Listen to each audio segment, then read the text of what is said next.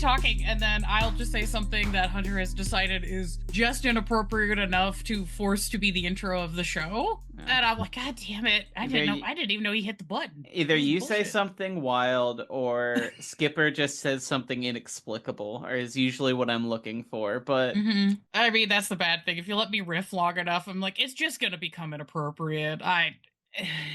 We've been friends just long enough that like we'll let the filter down enough to just say something insane. Well, Hunter, nearly every other thing you say is just absolutely insane anyways. That's true. Listen, yes. I was going to say, you're just feeding the wonderful thing about the podcast, which is the ability for it to seem like a parasocial relationship while still being acceptable. Yeah, that's the wonderful thing about the media we exist in. It is a one-way relationship. Anyway. That's also what's great about us here at Nightmare Nerds. Hey, welcome to Nightmare Nerds. Hello. We're parasocial greetings. Parasocial greetings to you all. So anyways, hi, I am Sarah, and I have folks with me. This is Alex. I'm Hunter. This is the second part in our venture of starting this project together. So for episode 2, we are discussing what is horror? ? What is this thing that we've decided to dedicate an entire show to? I'm not quite sure. Hopefully there's enough information here. Yeah, I'm ready to learn. Oh yeah, strap in. That's teaching folks is one of my favorite things. I didn't mean to say that sarcastically. That was that's fine. So, with this episode, what is horror? We're discussing what horror is as a genre, a little bit of the history of horror as a genre in various medias, and then what horror means in terms of gaming. And we do want to give you a little bit of a content warning that there is going to be some spooky stuff in this episode. This is also kind of a forecast of what we're going to be doing, period. So hopefully you like this. There's nothing particularly content warning concernings, but if you're not interested in dealing with the themes that might come up in various descriptions of horror, you can skip this episode or maybe find us elsewhere. I'm sorry. It's kind of what we're talking about. So huzzah. For sources for this episode, I delved into the book called The Gothic by David Punter and Glennis Byron. Also, the paper The Genre of Horror by Victoria Prohazkova. Yeah. Even though we live in the Midwest, I am still not good at like Czech and Polish and Slavic names. I should be. It's okay. Just put enough of a corn stank on it and it'll be fine. It'll be fine. Oh no. And then some information from the first horror movie in the history of the horror genre by the New York Film Academy. Do Not Adjust Your Television Set: A History of Televised Horror by Midnight Macabre. And The Haunting Evolution of Horror Games by Andrew Wedgby, and A History of Horror RPGs by Age of Ravens Games. So research. I did too much. But now we get to reap the benefits of your research. Hey yo! So horror, what is it? A genre. If you were defining horror just as an adjective and whatnot, it would be the painful and intense fear, dread, or dismay, according to the Merriam-Webster dictionary. But in terms of horror as a genre, the best definition I found is a genre of popular literature focused on evoking emotions of dread, fear, and tension, found in the Encyclopedia Literamicheru. Okay, let me tell you guys. The genre of horror paper by Miss Victoria. The purpose of the paper is to define horror as a genre so that they can more further delve into the subjects of Czech and Slovak horror later on in the paper. Okay. So some of the things I found, I was just like, yep, those words. I do not know them, but hopefully that seems succinct for folks. So with the horror genre, this is a genre that the paper kind of divided as having two major characteristics, which is the genre is defined by a catalog of character archetypes such as vampires, werewolves, slashers, etc., that are constantly evolving with the genre, as well as new archetypes are constantly getting added to the genre. And then the other major defining trait is the environment is a major component of the story, either involving places out of time, or environments that have lives or minds of their own. So does that seem fair and reasonable to the folks I share the show with? I would say so. I think it's a pretty accurate summation. I think I would lean more heavily into the evoking emotions of dread, fear, and tension, just because there are so many things that we can use in horror archetypes to evoke those emotions. Mm-hmm. And in truth, a lot of times monsters are used more as metaphors. So you can kind of really dig down into those more specific archetypes as discussed in the first point. Which, good news, they delve into that more with the paper. But that was like their first major definition. I thought that was a good kind of, if I had to elevator pitch it, okay. Further getting into the horror genre, it's also described as a genre that represents the need for suppression if the horror shown is interpreted as expressing uncomfortable and disturbing desires that need to be contained. Which I am going to apologize. Unfortunately, I'm in the middle of academia finals brain, so I went, yeah, that makes sense.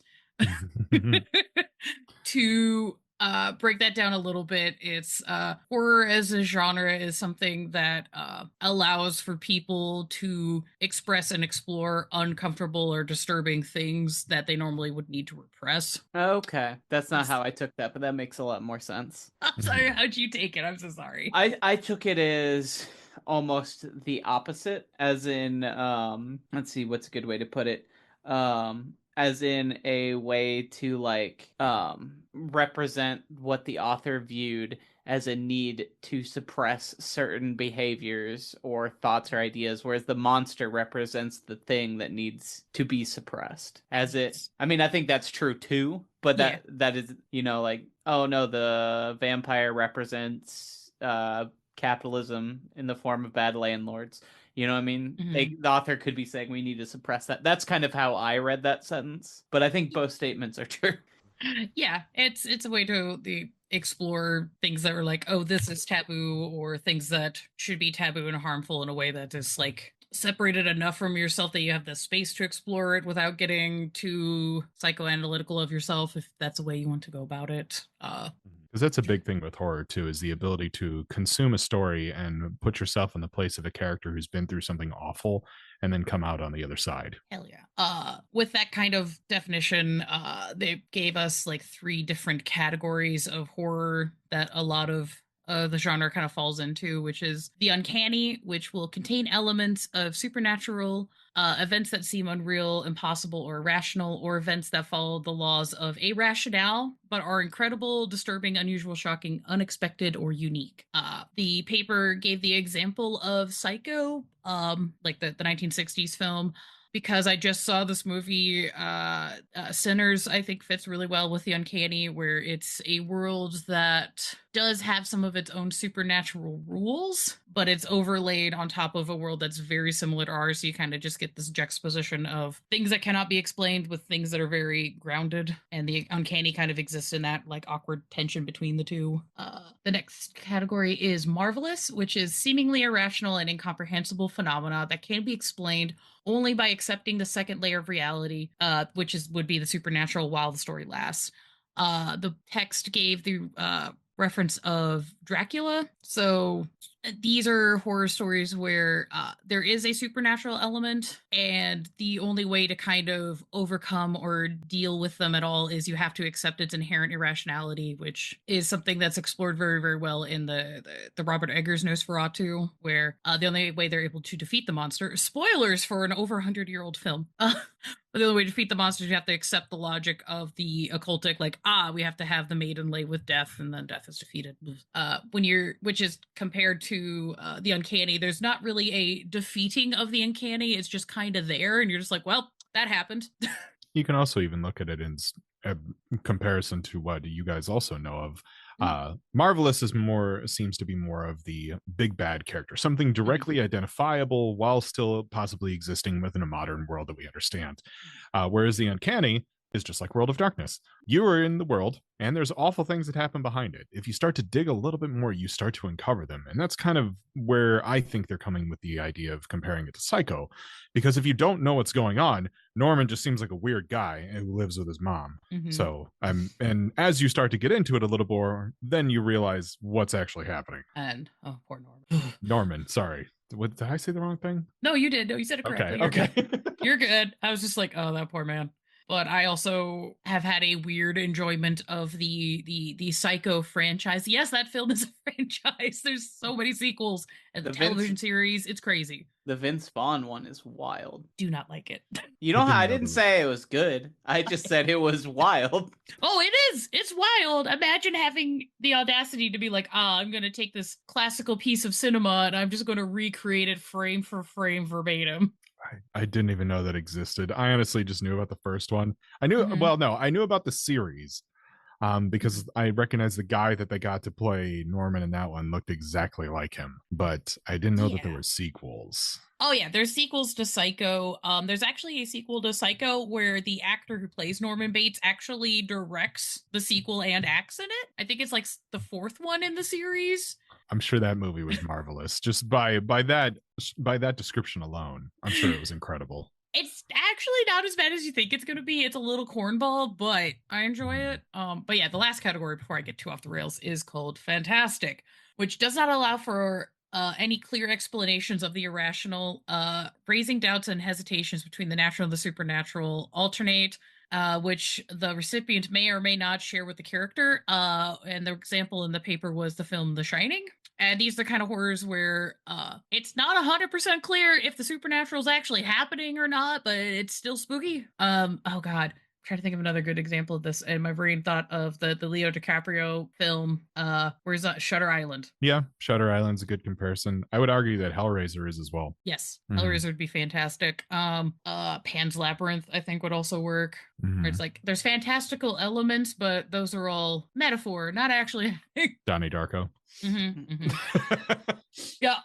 The only thing I kind of struggle with on these is for like horror films that do not contain any sort of supernatural. Like let's say like there is a horror film that is basically just a recreation of the actual Zodiac killings. Like it is on paper, and going into it, it's kind of like this is it real. This is a horror film, but this is like fully a true thing that happened. I think I might stick that in the uncanny, because what you're dealing with instead of a supernatural element is a disturbing, unusual, shocking, unexpected thing, like that serial killer case, and you're dealing with like the juxtaposition of the horrifying thing this man is doing to other people compared to just like the day-to-day society. That's fair. Yeah, because that's a big thing with the uncanny, is that the fact that you don't have to have monsters, because in reality humans are always the worst things.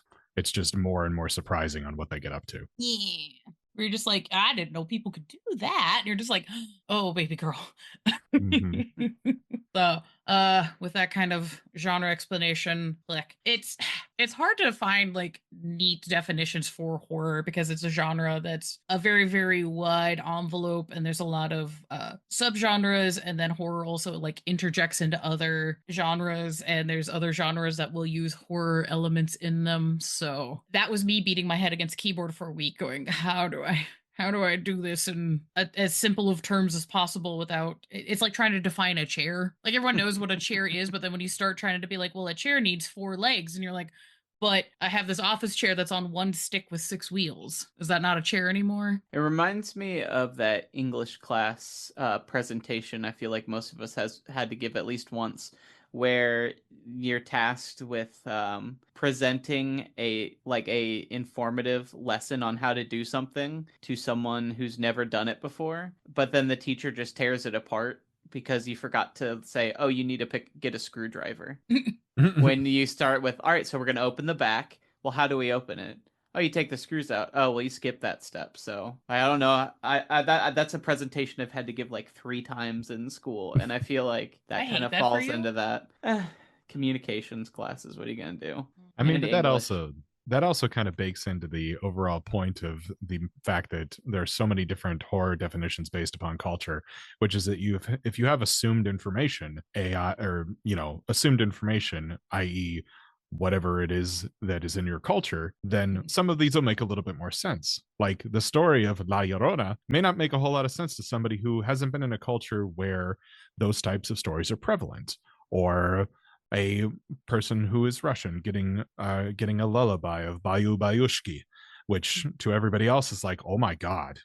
But to a culture where it's more prevalent, it's just part of it. Yeah. So, hey, context matters. Speaking of context, a very brief history of horror as a genre, because I decided to have all the audacity. So pretty much every culture on the planet has some sort of folklore and or mythologies that count as horror or has horror elements. Every single one of us, all humans do this. Even if you're just like, no, not mine. I'm just like, are you sure? Have you looked over the Bible? Well, like half of that is just some of the most horrifying shit. Mm-hmm. And you're just like, you did what now? Oh God, okay. Maybe if I get bolder later in the series, I'll talk about the Bible as a horror book. But it very much is.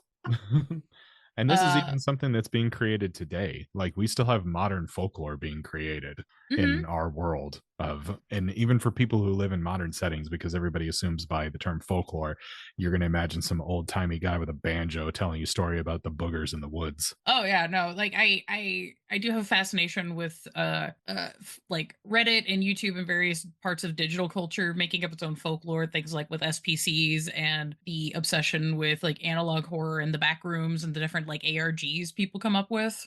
It's neat. It is. And as a slight aside point, I very much appreciate all of those. I find it to be so funny that analog horror is a thing where the horror comes from literally what was my childhood.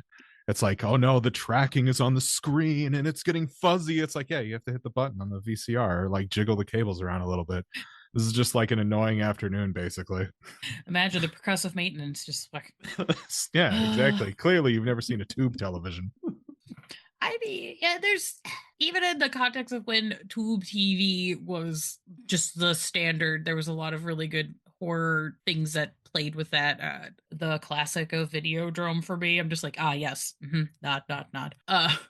That's a whole other episode later where I'll talk about digital culture and Videodrome, but not at the point right now. So, given our discussions on context, a lot of what we are sharing is in various forms of Western horror content and horror literature, because it's mostly what we know. Though if folks want to share stuff from their cultures with us and have us talk about it, we're happy to do the research. I'm just not going to have the audacity to sit here and go like, I'm going to explain things from Botswana like I know what the fuck I'm talking about, because that's crazy. It's not my bag. It's not what I know, but happy to learn. Continuing on. So in the canon for Western literature, the horror genre traces its earliest start to Gothic literature from the 1700s. Basically, during the 1700s, this saw a big shift in the term goth from referring to Germanic tribal peoples from antiquity to a broader term covering the medieval period, and what they termed as the medieval period ranges from the dissolving of the western half of the Roman Empire in 1476 to about the mid 1600s. So that whole time period gets counted as this is the medieval Dark Ages, which is not how that time period's being looked at now for those who are history nerds. We are getting rid of the term Dark Ages because that's fucking stupid. It's almost like people were still doing math and having libraries and shit, but just because they weren't in Europe doesn't mean that it wasn't not happening. Crazy. Imagine non-Christians doing things and it counting as society. Wow. Wait till you blow their minds about the Arabic number system. Oh no. Don't tell people about the number 0. But yeah, given that, early Gothic literature often pulled upon what in the time period was considered old-fashioned chivalry, romantic styles of writing. So that would be folk poetry and ballads. So if you start really getting into the earliest of horror stories in English literature, a lot of it starts with froofy poetry written by guys with frilly shirts. Writing in iambic pentameter. It's a lot of where that really, really stuff started. And what kind of differentiated the split from horror and just the kind of romantic is there becomes a shift that starts focusing on spookier topics. So instead of just having general folk poetry about, knights and ladies and towers and battle and what is the meaning of the depths of the human soul, you start getting this subgenre known as graveyard poetry that has dramatic reflections upon the mortal understandings of purpose, human frailty, ponderings of the cosmos, and the limitations of knowledge. It sounds very up its own ass. A lot of it kind of is. This is the shit Sarah was reading when I was a high schooler. I was fucking insufferable. I own that, and it's fine. But walk into class with your gigantic leather-bound Poe reader.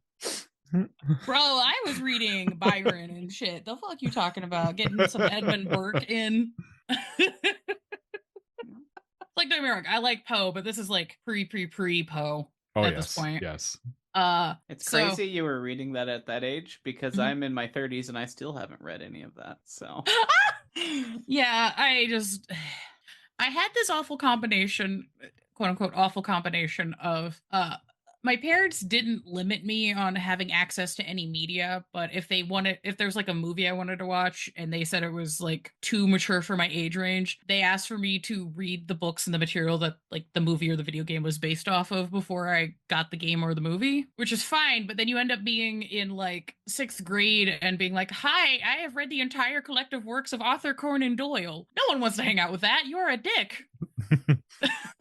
out on the playground. Okay, you're gonna be Watson. And yeah. Oh no, I love playing Sherlock Holmes. This is great. And like it's Scooby-Doo, except I get to punch somebody and somebody does a fat rail of cocaine. It's fantastic. That's the thing that's understood with Sherlock Holmes stories. Not enough drug use ever. But yeah, so then by the time I got into high school, I was like, well, I've already read the basic classics, so I had to like dig even deeper because I was just running out of shit. Yeah, so I was a highly strange person, not cool. And now I'm just a burnt out gifted kid. It's fine. Where was I? Oh yeah. So after the popularity with the graveyard poetry, Gothic literature started to slowly coalesce and form into its own mega genre. And it started off with like poems and short stories, and this would range very wildly from there was a spooky thing in a sad castle on top of a hill to some of the most tawdry, bodice ripping romance stories. I'm forgetting the name. I think it's called The Ballad of the Black Priest, but it's this like horny short story / poem about a waif of a woman going to a priest because her husband's doing something terrible, and she's going to this like cathedral to go get help from the priest, and it turns out the priest is a bad man, and he like does a terrible thing to her. But she's also kind of into it in the way that sometimes romance books are written, where it's like, no, but yes, but no. And that was this thing is like cited as some of the earliest prose of yes, this is Gothic literature. And I'm just like, this is like the yieldy equivalent of those like horny fairy books that people are into right now. Yes, Court of Thorn and Roses. Yes, precisely, exactly. Oh yeah, there's what is considered classy literature and what is considered trashy things your girlfriend reads because she's bored. Ooh woo is a very thin line. Listen, whatever gets people reading more books, it's fine. Yeah, no, I'm here for it. But if anybody that is surprised by like, I don't know why romantasy is so popular, I'm like, it's always been. It's always been there. But yeah, so that eventually evolved into what we call the novel. And there's a lot of evidence to say that the story form of the novel was basically carried by Gothic horror stories. Not going to get into that right now. We don't have time. But everybody who enjoys reading various novels, including YA novels, like oh god, my brain deleted it. I hate my brain right now because I'm thinking of the YA novel with the bird symbol, but my brain replaced it with Handmaid's Tale, and I'm like, that's not correct. Those are very different books. Yes. Hold on. I know what Shadow and Bone. No, not Shadow and Bone, but Shadow and Bone does work. Yeah. I'm the wrong person to try. And yeah, I think the last YA novel I read was Artemis Fowl. It's been a while. Those books slap though. Those were cool. And then I have not kept up with the genre, let's say. Yeah, I know there's folks screaming at me. They're being like, "It's this." I'm like, "It's the bird and there's fire." I don't know. They send the kids to a fight pit. Capitalism. The one that there's all the movies of. Yeah. Maze Runners. No, not Maze Runners. I don't know which one you're. Oh wait, you mean Hunger Games? Yeah, that was it. Okay, yes. My brain was picturing J-Law in Hunger Games, but then my brain went Handmaid's Tale, and I'm like, that's not correct. Don't worry, Sarah. I can make them more mad at me because all I know about Hunger Games is they're the movies about the lady with the bow. That's literally all I know about them. Oh my. That's okay. That's okay. It's almost like in these trying times, a lot of people are escaping into these kind of revolutionary texts and that are critiques of society, and I'm like, yeah, that's cool. What's the next step? But anyways, if you like those kinds of things, you have gothic horror to thank for having access to that kind of shit. With the popularity of novels being a thing, as we get into the 20th century, horror as literature expands into pulp novels, dime novels, comic books, novel series, and that is like the cornerstone where a lot of horror media generates from historically, as well as up into today, because there's lots of people writing horror and publishing stuff, and hell yeah. So that evolves with also radio, film, television, and the internet. So horror has been there from the beginning in film. Some of the earliest works in narrative film fiction were horrors. There's Le Manoir du Diable, which is one of the oldest horror films that we still have film reels of. You can watch it on Wikipedia. It's like 13 minutes. And for the non-French speaking, that is The House of the Devil. Yes. And it was done in 1896. For English language horror films, the earliest horror film that we still have a copy of, it's Thomas Edison's copy of Frankenstein. Interesting. Yeah, it's a wild film because he, much like Murnau trying to do Nosferatu with Dracula, he's like, I want to do Frankenstein, but I don't want to pay the rights. So there's just a lot of wacky things happening in Edison's version of Frankenstein where you're like, that's not in the novel at all. What the fuck? But it's also kind of a neat thing in film history. And it also exists on Wikipedia if you just want to go watch it. I think it's also like 13 minutes. That also kind of also follows with radio, a bunch of like early radio programs outside of playing music and doing the news. There's a lot of radio like novella stories, and horror was a big theme in those. And the horror shows often were what carried over from radio into early television. The two I wanted to point out was War of the Worlds, which sci-fi is a subgenre, gothic horror. I'll argue this forever. We got into that a little bit over on Blank Bodies, but strong stance of Sarah's. Well, I'll leave it at that. Yeah, people are like, no, they're separate genres. I'm like, no, sci-fi is a subgenre of horror. Fuck you. Yes, it is. But yeah, War of the Worlds, the Orson Welles version. If you ever get a chance to listen to it, it's super fun. The controversies around it are a little overhyped. People aren't quite as stupid as you think, but some folks did freak out, thinking that aliens were invading. Well, it's just like that British TV show. What was it? Ghostwatch? Ghostwatch, yeah. When people are like, everybody in the nation saw this and there was fires in the streets. And it's probably like two grannies that were like, what? I think they got like 60 phone calls during the broadcast the BBC did. But with Ghostwatch, sorry for the side tangent. So with Ghostwatch, the BBC, when they do the satire shows, they're supposed to, at every commercial break, give a notice that's like, hey, this is a work of fiction. The first run of Ghostwatch, they gave that warning at the intro and then never again. And the guys doing Ghostwatch are actual like BBC broadcasters. So there was, I would say, an understandable amount of people calling in confused because these news broadcasters were clearly putting children in danger because there's like a serial killer running around the house and everybody's like, what the fuck? But after like halfway through the Ghostwatch, it gets so silly. It's like, I don't know how you don't realize that this is like a fictional bit, but you know, circling back, another horror radio program that transferred to television is a series called Lights Out. It's like a horror anthology series from the 30s and 40s that kind of continued on. This is weird shit I watched a lot, and it's kind of like proto Twilight Zone. Okay. Like without Lights Out, there would not be Twilight Zone. It is all on YouTube, by the way. Mm-hmm. Yeah, if you're interested, because I'm kind of interested. It's cool as fuck. If you like old-timey radio announcer kind of voices and just like spooky sound effects and just old-ass TV shit, it's super fun. I was somebody that was raised by grandparents, so I watched a lot of old people media. So I enjoy a lot of shit where people are like, the fuck is this? And I'm like, it was made in the 40s. Trying to talk to your friends about how you watched the newest episode of The Munsters, but it was just on TV Land. Mm-hmm. Dude, The Munsters kind of slap, though. Oh, yeah. Mm-hmm. Oh, yeah. Oh, yeah. Oh, yeah. I was definitely a Munsters kid. Yeah. So in terms of mass media, horror series became popular on television, and these often reflected social worries at the time. And there's a lot of horror television series. We might delve into those later and how they relate to things that happen in gaming. Spoilers. But this ranged from pulpy anthology series to Monsters of the Week to horror hosts, you know, showcasing films on TV. Wider range of options. Tales from the Crypt, Twilight Zone. For the kiddos, there's like Goosebumps. Are You Afraid of the Dark? Yeah. Around the Twist for our Australian viewers.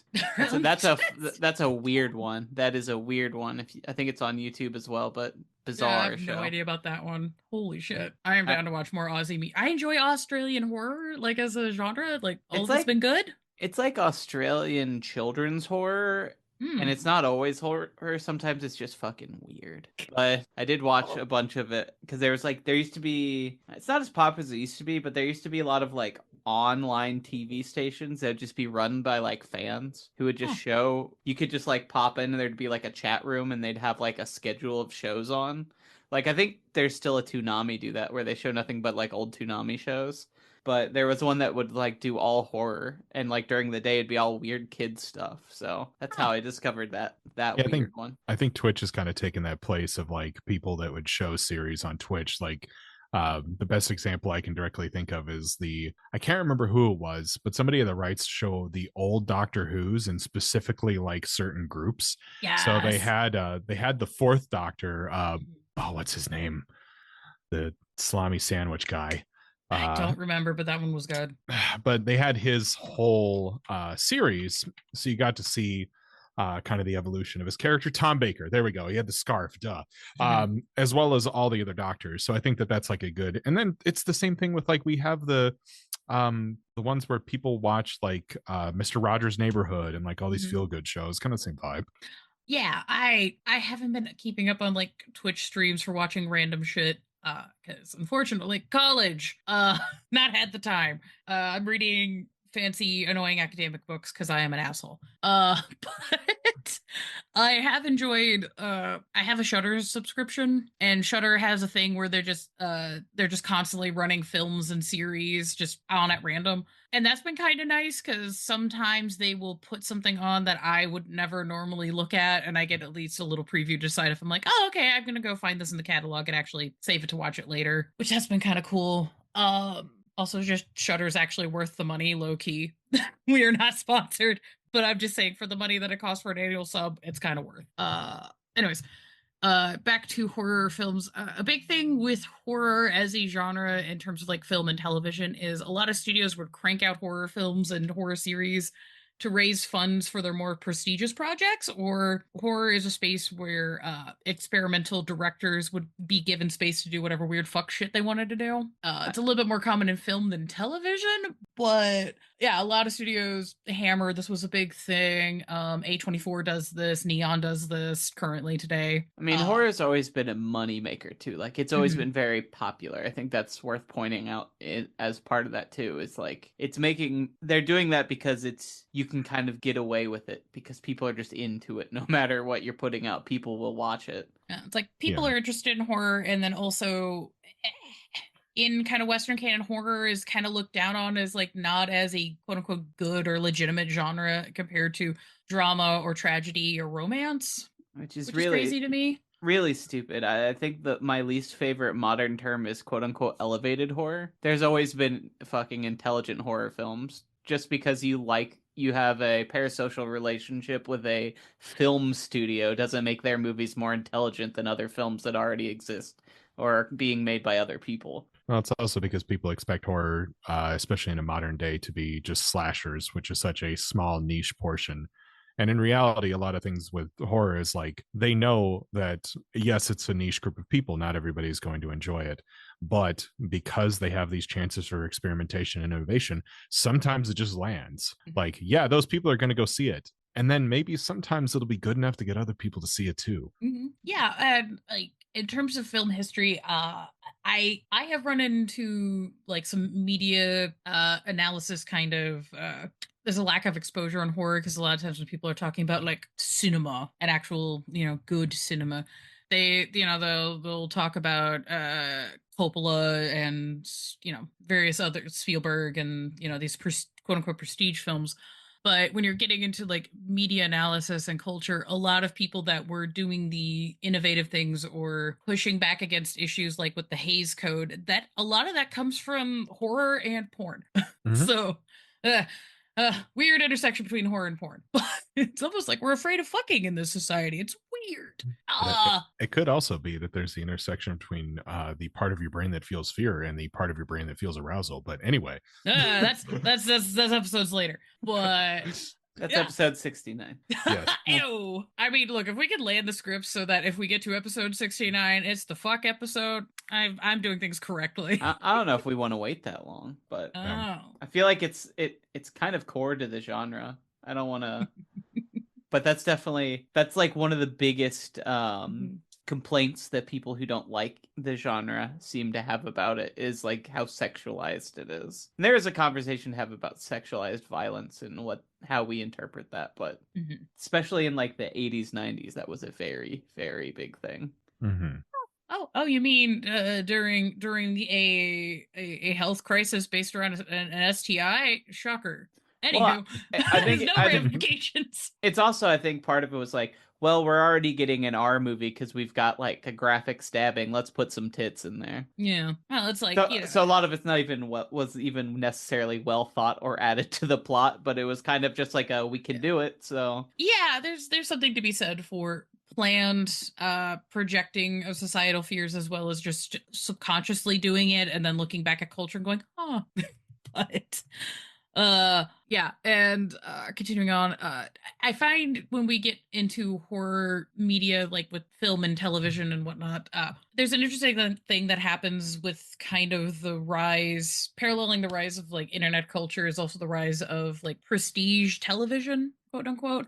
So when television series get more elevated as an art form in the US, where there's shows like The Wire and Breaking Bad and Walking Dead and stuff like that, where studios are putting like stupid buckets of money to run these television series and they're allowing for longer narratives.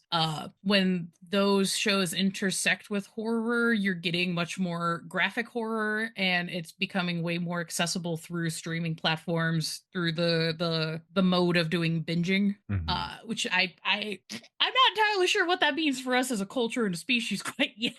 But I think it's interesting that it's like, yeah, it's seen completely normal and acceptable for somebody to decide like, oh, if I want to binge Interview with the Vampire or Walking Dead or various other kind of Game of Thrones has horror elements in it, where there's these scenes of just horror and violence, and you can access that whenever the fuck you want. You can watch it as many times as you want. You can rewind and pause and interact with the media in ways that maybe don't have the directorial intent. Like, how does that change the context of the horror? Yeah. I think that's interesting, and I don't know if all of that is necessarily good for our brains, ?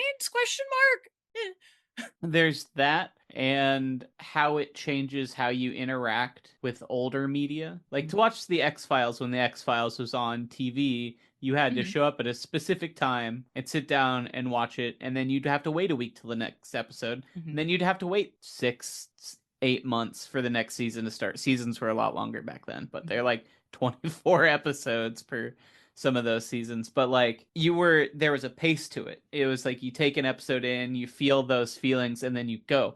And like when you sit down and watch like 20 episodes of a show in the day, I feel like it kind of takes away the horror because you just get into the loop of it. Yeah, the limitations of the media and the way that you consume them does definitely factor into the storytelling abilities. I mean, you can even boil this down to the fact of like camera work of older media versus newer, of like there are a lot of things in like when you go back and you find the remastered version of this horror movie from the 80s, don't do that. Just watch the old one, because as soon as you remaster it, you're going to see the cart behind the horrible monster in the thing. And it's just, there's all of these things that kind of get baked in with where they take the limitations of whatever they have into consideration when they are making the thing. So yeah, having those breaks, having those moments of having good cliffhangers where you're not just going to be like, next was more important to the storytelling. And admittedly, like this is something that's kind of come back with some groups. Like HBO does this now where they will release one episode like they're doing with The Last of Us, for example. They don't release this in one go, but then you have stuff like I think Netflix releases all theirs in just one lump.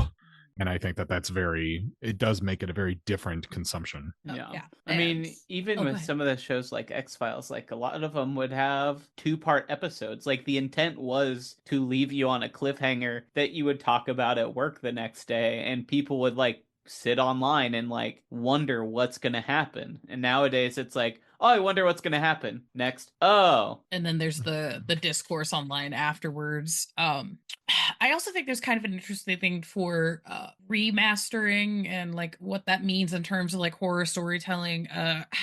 I shared it on the Blank Buddies Discord. I might reshare it when we actually repost these episodes. I found a little YouTube documentary talking about the remastering process around the film Seven, because there's been previous remasters, but the most recent 4K remaster was being headed by the original director. So they were able to take the original prints and negatives of Seven and keep it within the authorial intent of the director, and making sure that like everything was color graded and accounted for in the special effects the way that he originally intended. But there's people online that are arguing with David Fincher about, no, that's not correct, and people are compiling their own versions of remasters and archives of the film Seven based off of film reels that they're able to collect from various print houses and theaters and all that kind of stuff. And when you're collecting films that have been in cinemas that have been ran through hundreds and hundreds of times, that degrades the film. And there's some arguments about if that film degradation adds to the authenticity of the film or not, and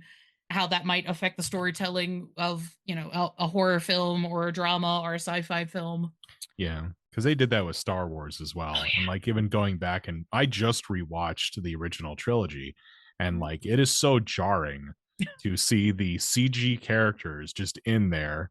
Mm-hmm. And like I could even forgive Anakin being at the end of the whole thing during the Ewok party. I was like, you know what, that's nice. If you know, that's great, that's nice. But then you're in like Jabba's palace and you're like, okay, I know all these characters, and then here's this CG animated beaver guy who's now singing. I'm like, what is this?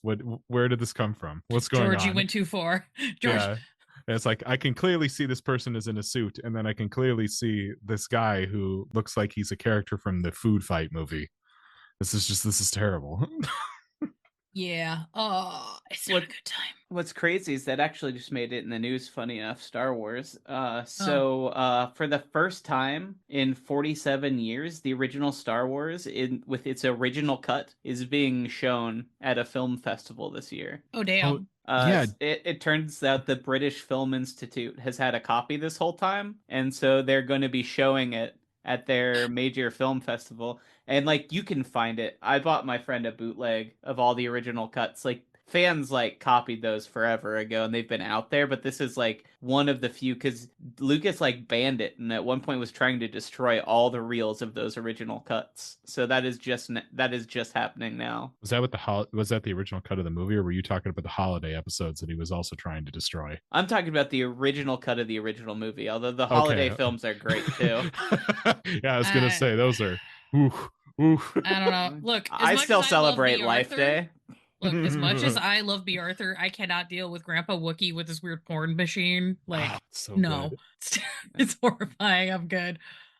Speaking of things that are good, platforms like YouTube and other independent hosting sites have allowed for like smaller niche horror series to be produced independently, as well as amateurs and professionals just being like, hey, I'm gonna make this film, I'm just gonna put it out on my own.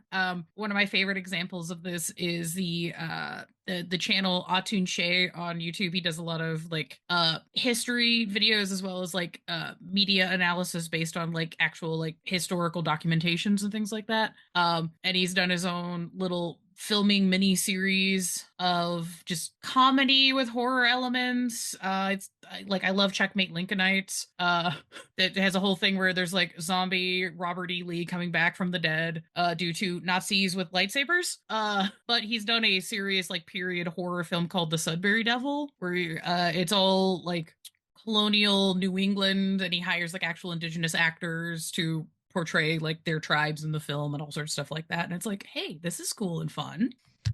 And it's like you have the tools in your hands to do a horror thing if you want, and you can share it with the internet. For me, I think the example of like a YouTube horror is something like Marble Hornets too. I mean, that was early, but I mean, that ran technically, I think they sold it later on in DVDs as 3 seasons. I mean, it was just YouTube videos being uploaded over the course of a couple of years, but I think that's like the first major horror series that really came out of YouTube. And there was horror content before that, obviously, but I think that's the big one. There's okay. I was going to say, and that's a big thing too, even with like if we're talking about specific genres of film and things like that. The found footage genre has just moved to YouTube. Like people talk about, there's no good found footage movies because they're all there now.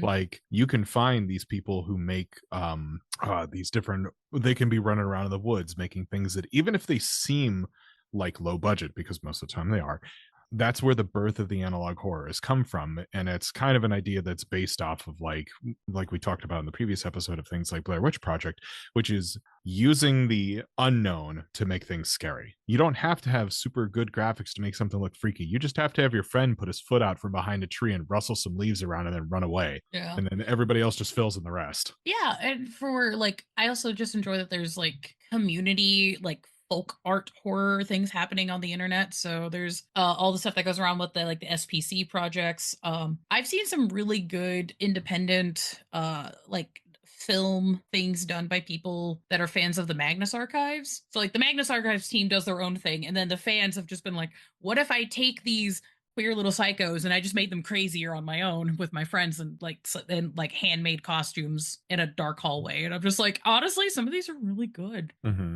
And you can, go ahead. Sorry. Go ahead. No, you're good. I was also going to say, and like kind of jumping off from there of going with like backrooms content, there's a lot of really good backrooms content out there.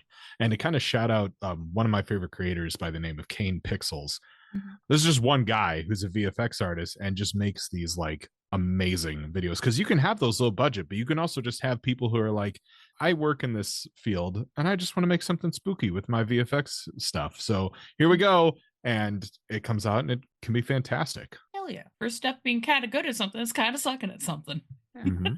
Have either of you seen the movie We're All Going to the World's Fair? Yes. No, I haven't yet. Love that movie. It's funny because it's a traditional, like, it was in movie theaters movie about the creation of like YouTube horror content, basically.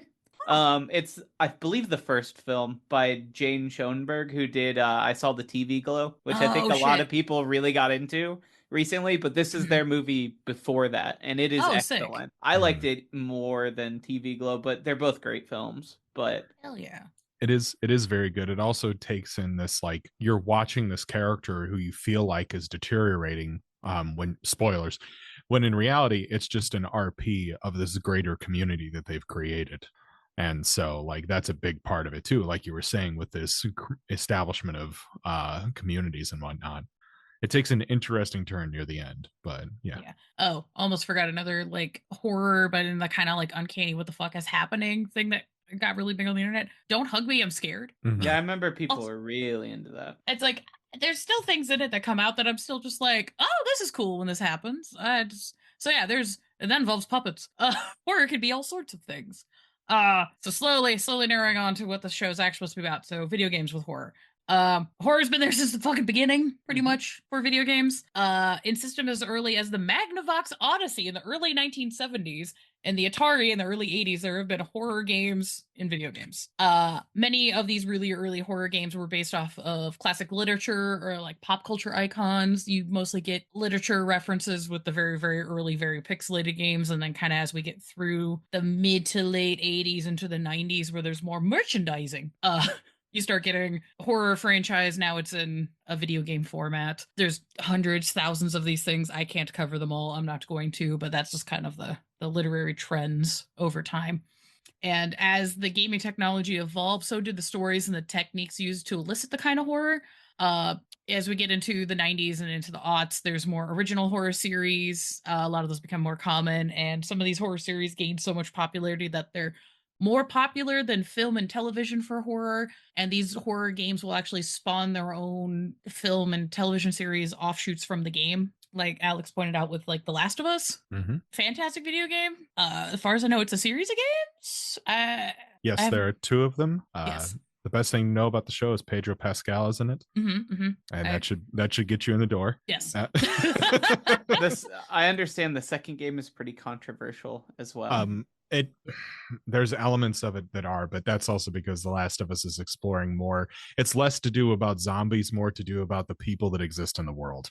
Yeah. And God forbid a woman have musculature, I guess. And kiss ladies. That's like one of my favorite things. Rude. But yeah, like the first big, like, this is a video game franchise that was started as a video game and it became other things. Like Resident Evil is like the classic go-to. I'm sure there might be video game historians that are screeching about like, what about this other obscure game thing? That's the thing I know about. And I'm like, I don't know that. Some of them have a tendency to not be that good as well. Is the other problem. Just, dropping the hammer here. A lot of times the film adaptations kind of fall a little bit sometimes. But I mean, I will say the Silent Hill movie, it had Sean Bean in it. It was pretty good. It was a good one. The Silent Hill movie is great if you can divorce it from any expectations from the video game. As a standalone thing, it's great. It's a great little horror film. If you've played the game and then go watch the movie, you're just gonna go scree. Well, that's what I did. That would be like reading the Iliad and then going and watching Troy. Like, yeah, they're entirely separate elements. Yes, they have similarities, but like you can't expect the same thing. Yeah, just Troy over here just being like, this story's gonna be hetero. And I'm like, no, it is not. Stop. Girl, no. I will defend Castlevania. Like, I love almost all of the Castlevania games. There's a couple that I'm like, no. But the Castlevania like animated series fucking slaps. And there's some really good like horror elements throughout that animated series, and I'm just like, yeah, this is fun. But that's more like pulpy horror, where you're just like, I'm gonna go punch the devil. And then I also really like some series that have like kind of blurred the lines. I mean, I know I talk this series up every chance I get, and I'm gonna do it again. But like the Alan Wake Control series, which blurs like live actors with video games, with a book, with a bizarre TV series, with in-game TV series that you can watch clips of in the game. Like, it's the Remedy universe is so cool because there is like apparently some kind of TV show or movie in the works. They haven't said anything about it for a while, but even in the game itself, it kind of blurs its own media form. It's interesting. It feels very Lynchian. Yes. At times. It's so postmodern, it hurts, but I kind of love it for that. I have one thing I will say about it. The original Alan Wake is when I first played it, I was like, this is Luigi's Mansion. You, except instead of a vacuum cleaner, you have a gun. I'm just saying, I got a couple really good jump scares out of Luigi's Mansion. It's fun.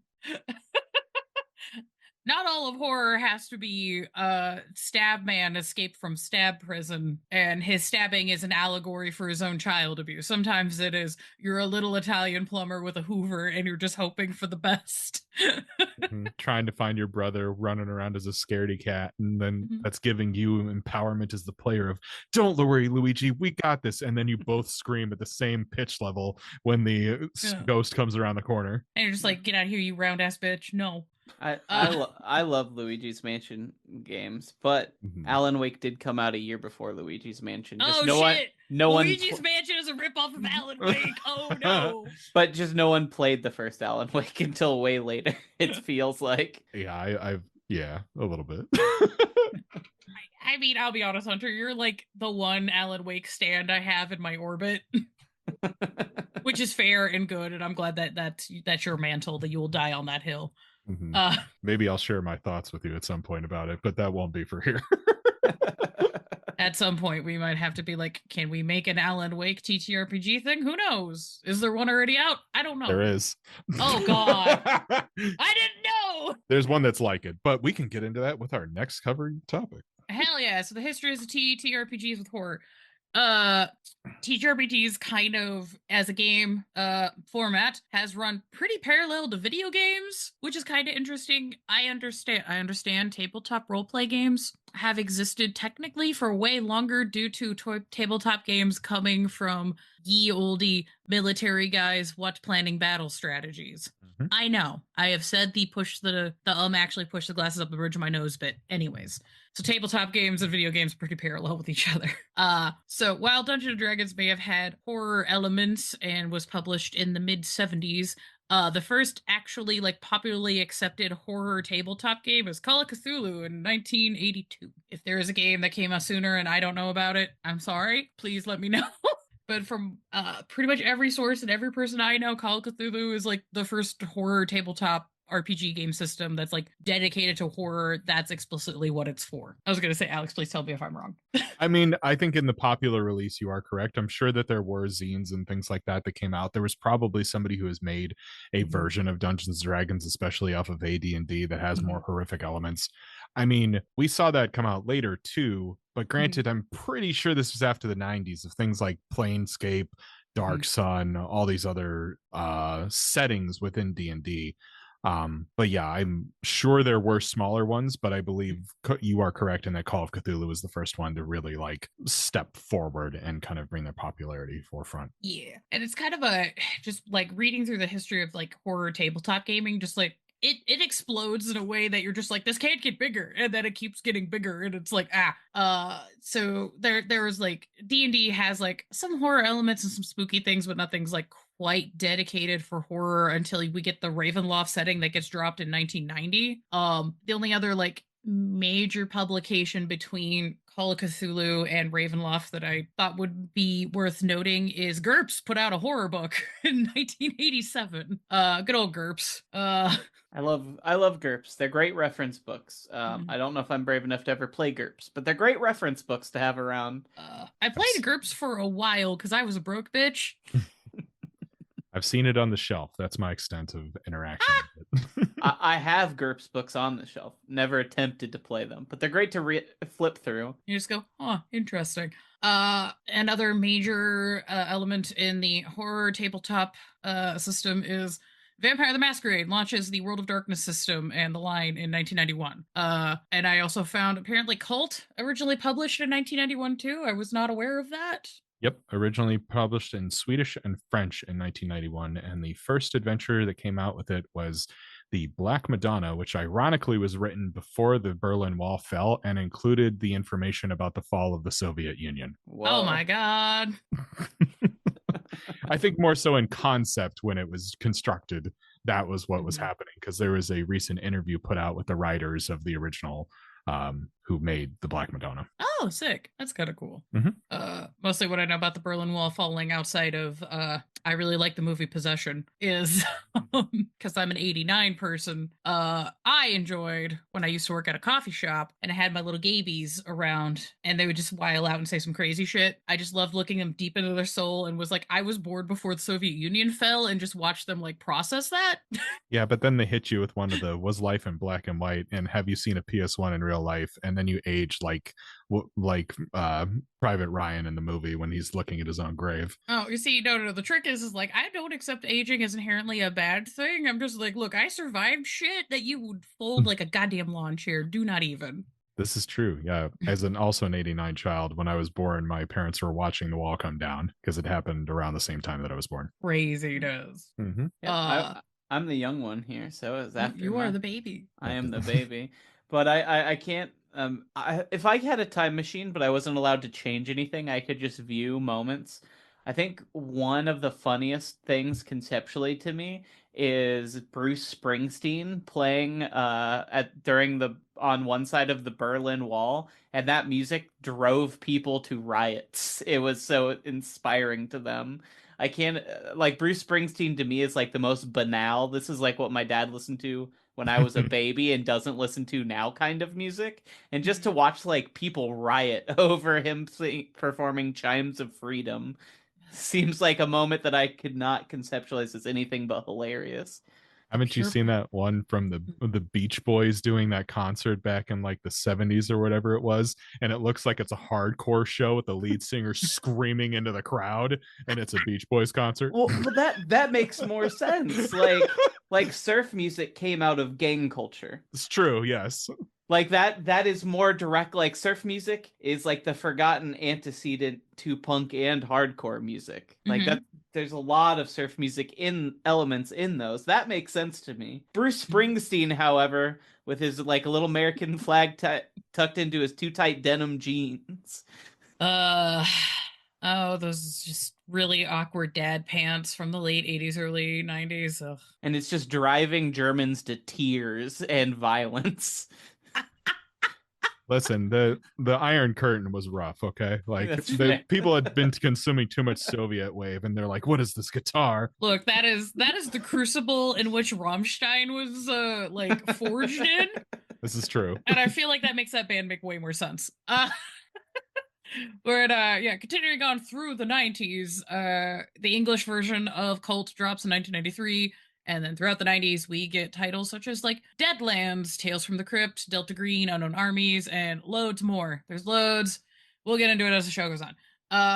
As we get into the 2000s, games follow a lot of the trends that were existing in video games and pop culture. So around the aughts, a lot of tabletop games about Armageddon and the end of the world. A lot of stuff following the kind of gothic resurgence that was happening at that time period, as well as a lot of techno horror, because everybody went internet as a series of tubes. Scary as fuck. I don't like it. What does this mean? You even had like systems like World of Darkness performing their own in-game Armageddons where like, no, we're just ending this. This game line is over. Society's collapsing. Cats and dogs living together. Mass hysteria. And then summoning real life. What was the inventor that they brought out to like fight the dude who took over the globe as Zeppelins or something? It was wild times. Well, I know you're talking about the what started the offshoot series like Vampire the Requiem and stuff like that. Chronicles of Darkness. There we go. Yeah. Yeah, you end up getting Chronicles of like later in the aughts, early in the 2010s. But yeah, just there's lots of games being published that are horror games happening that are niche, that are things that I'm just like, I don't even know what the fuck this is. This is crazy.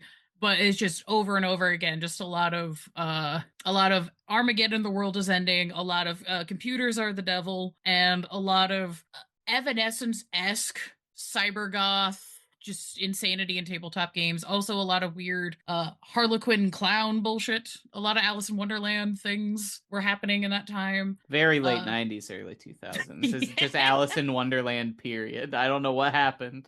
I don't know what brought that into everyone's mind, but I'm gonna blame the Matrix. Yeah, Hot Topic and the Matrix. Yeah, that's probably it. Then when we get into the 2010s, a thing I kind of wanted to note for horror TTRPGs coming out is there's a more of a push for tabletop games to be based on pop culture franchises. So you see a lot of like Buffy and Supernatural and a lot of zombies, a lot of zombie horror games. Well, that was even a thing back in the day. There were like 007 role-playing games. I owned one for a short period of time that even had the dice that you had to use crayons to fill in the numbers with. Whoa. Oh yeah. In ancient times. Yes. Yeah, it just seemed like, at least from what I was seeing in like publication dates in the 2010s, there was a lot of roleplay games where it would be a somewhat standardized dice system, and then whatever popular culture horror related title thing, it was just getting its own TTRPG. There's been floodgates opened a couple times, and I don't know if it was just certain production companies just being like, yeah, let our people do our license with whatever, we don't care. Because like there's like even like Ghostbusters had like an RPG in the 90s, and Tales from the Crypt had like a 2-book role-playing game that's like pretty incomplete even if you have both books. There's like so many weird ones that just got like a book, and they're like, it feels like they're like, all right, you got 6 months, write a book, sell it, we're moving on to the next product line. Bizarre ones. And sometimes they make that money. Like even in a modern description, you can talk about Brandon Sanderson's with the whole Stormlight Archives game that made like $5 million or whatever it was. And everybody's like, oh my God, I'm so excited for this. And it's like, you do have to kind of admit of the fact of you can just do this now. Like nothing's stopping you. You could do this now. There's literally, just throw it in PBTA. It would be good.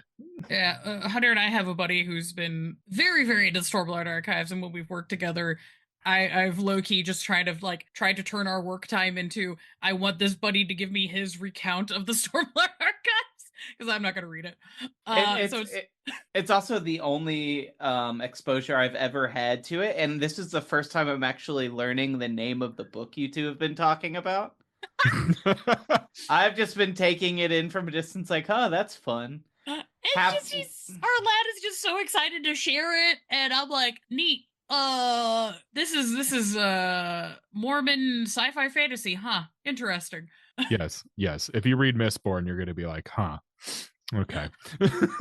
I see when I start talking about the books that I've been reading excitedly, people check to see if I'm okay. But well, that's because you're reading books about like how to attune your psychic powers. Well, that or I was also reading a complete encyclopedia of conspiracy theories. Mm-hmm. It's just like an encyclopedia, though. It's written by Robert Anton Wilson, but it's very fun. But you just cannot excitedly talk about what you've been reading when half of them are tagged with like different types of like racial conspiracy. Like he has them split up with like tags like that. It's like, oh, I've been reading about this thing. It's real. Oh, that never mind. I probably shouldn't talk about this in public. It's not a good thought. That's a big McYikes. Yes. If you have to look around the room before you start talking about it, it's probably the wrong decision. Right. And then I'm the asshole over here reading books like Data Justice and the Right to the City, which is like a philosophy book about how cities should be organized based on what the population in the city actually wants, as opposed to a top-down model that we've been doing based off of corporations. I'll be honest, my brain shut off trying to figure out the title of that book. I kind of tuned out the rest of that description. Like I'm 50% of the way there, I promise. Yeah, it's the horrors of bureaucracy. Oh, okay, that I get that description. That might be a little bit too real. The ADHD will let me get through some of that before it's like, oh, splatterpunk. Splatterpunk, yeah. So I guess other kind of cool thing with tabletop gaming in the 2010s is more non-American titles and systems focusing on stories from minority groups and communities get published more often. So hooray! Imagine getting exposed to other cultures through the stories and game systems that are based on the actual culture it's fucking from. Mm-hmm. And not just getting Legend of the Five Rings. That's another thing that I've heard a lot about and I've never interacted with once. Mm-hmm. Legend of the Five Rings? Yes. I played it once. The system itself wasn't bad, but the whole time I was like, I don't know how I feel about this. Mm-hmm. Yeah, it's definitely one of those. Yeah, I'm sure some people like it and have excellent stories from it, but I will be looking at you with the judgment face a little bit. It's like I've wanted to play Seventh Seas, which is like the counter for Legend of the Five Rings, where it's based on like a fantasy version of like Europe, but there's pirates. And I'm like, okay, that could be fun. But I don't have enough context on Asian cultures to decide if Legend of the Five Rings is a problem or not. Some of it, like my very limited exposure was like, this seems fine, but I feel like we're doing some fuckery. I don't know. I played Unicorn Clan and I was just like, I'm gonna ride a horse and I eat meat and I stab things. Okay, cool. That's all I know.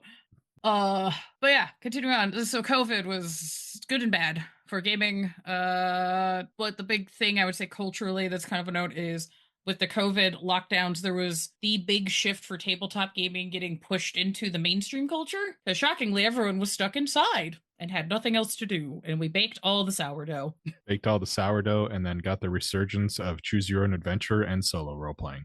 I kind of turned my COVID into a sci-fi horror because literally like 2 weeks before the lockdown, I bought a VR headset in anticipation for Half-Life Alyx.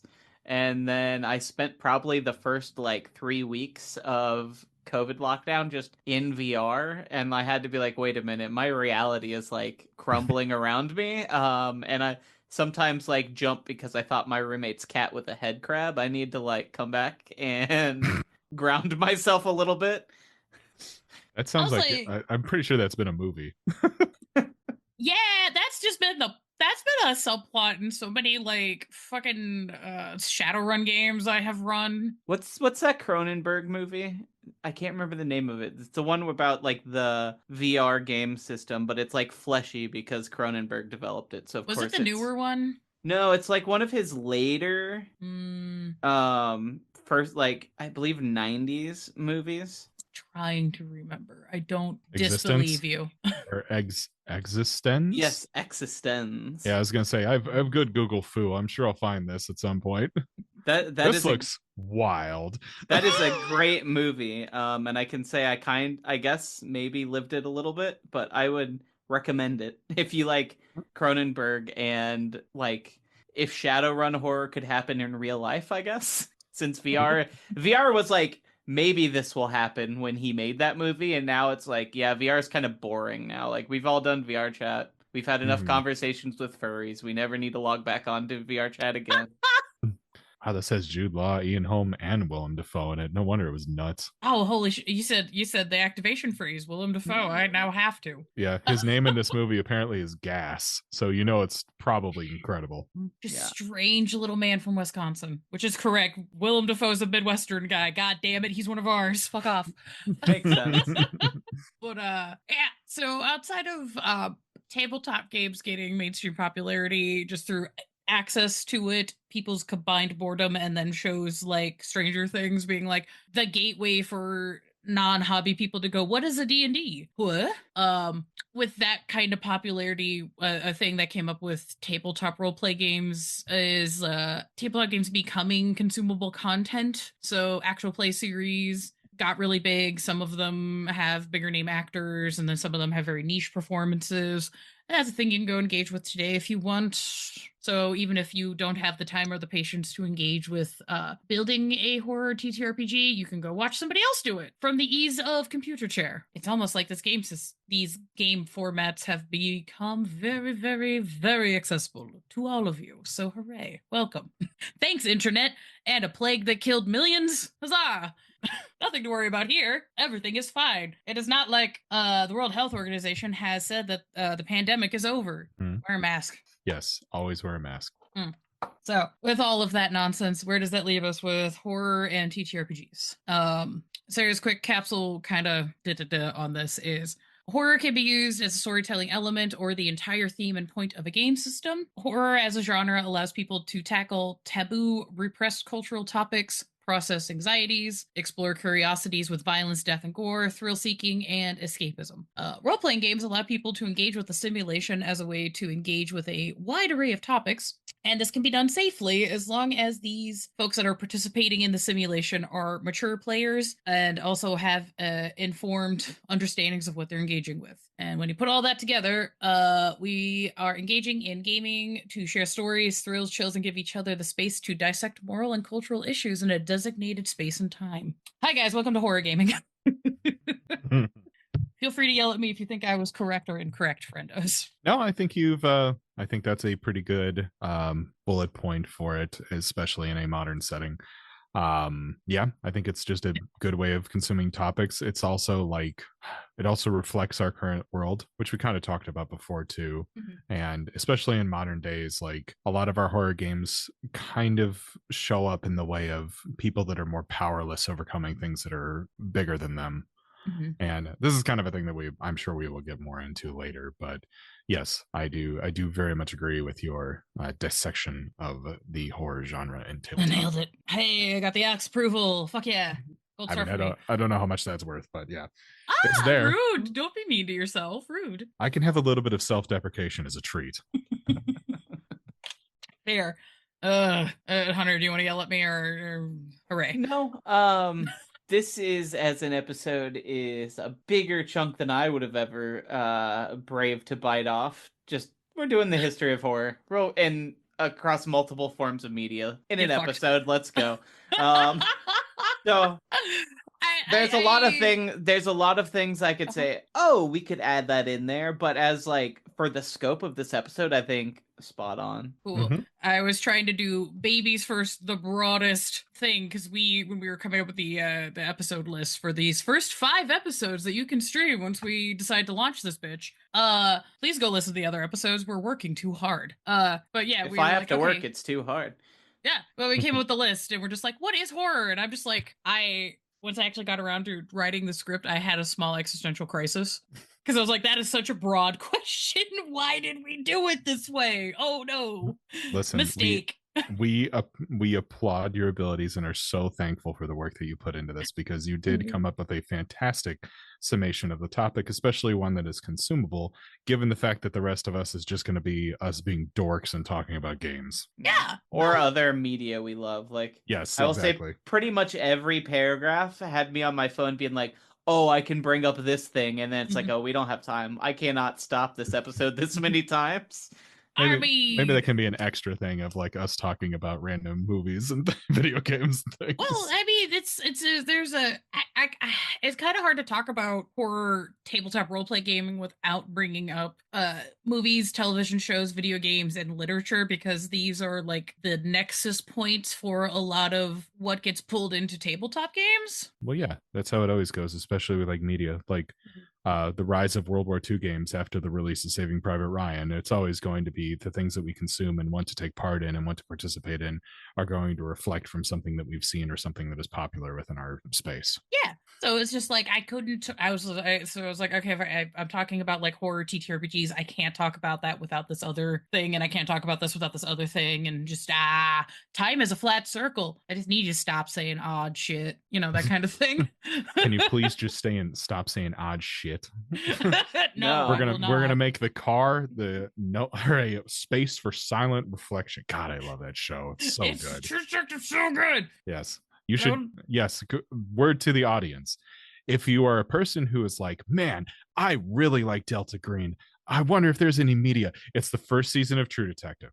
Go watch it. It's literally the same thing. You're going to be like, wow, this seems so similar, because it is. It's got two characters that are like, these guys are agents, 100%. Like Matthew McConaughey, you might as well already just being like, so have you heard about The Program, Marty?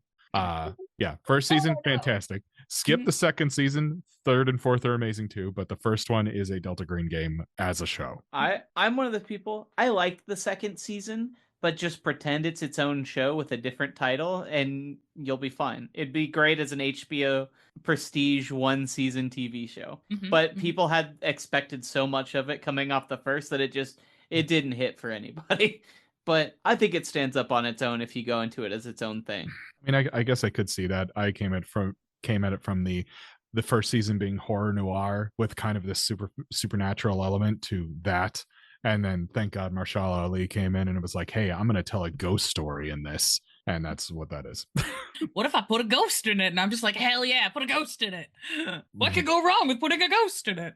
And the whole time the show writers are like, woo, it's the thing from the first one, but it isn't. Pump fake. Hey. Yeah, so that is my brief attempt at trying to briefly surmise horror as a concept and the history of horror in media. If you want to go on to episode 3, we got more content for you. Hi. God, I love content. I love content. I love writing content, making content. And if anything we have said has made you have a question or concern and want to reach out to us, we will have social media links in the show notes, so you can let us know questions, comments, concerns, and or ideas for episodes going forward. Hurrah! Yay! Yay! You guys are so enthusiastic. I am worn out today. Today is that we is get okay. The big EP time cast. Maybe that it can is be the big thing. EPs. We're gonna EP to sleepies. Y'all have a good night. Bye. Yeah. Bye. I'll see you. Get us out of here. Bye. All right. I guess I gotta hit the button or something. Yeah, hit the goddamn button. Hey, thanks for checking out Nightmare Nerds. We just put up our first 3 episodes, so if you enjoyed this, go check out the other 2, and we'll be back in 2 weeks with a new episode. If you want even more of Sarah and myself, you can go check out Blank Bodies. That's our Vampire the Masquerade and general vampire horror podcast. We also have a channel for Nightmare Nerds over there. You can go hang out, meet a bunch of people. There's always people running games, talk about game inspiration and stuff over there, and I promise the nerds over there are not nightmares. It's actually pretty great. We also have all our social medias linked below, or YouTube, all the other social media stuff. I don't know, I don't really use them, I'm bad at that, but the other 2, they have much better grip on that than me. But yeah, again, thanks for checking us out, and we'll be back soon. Bye.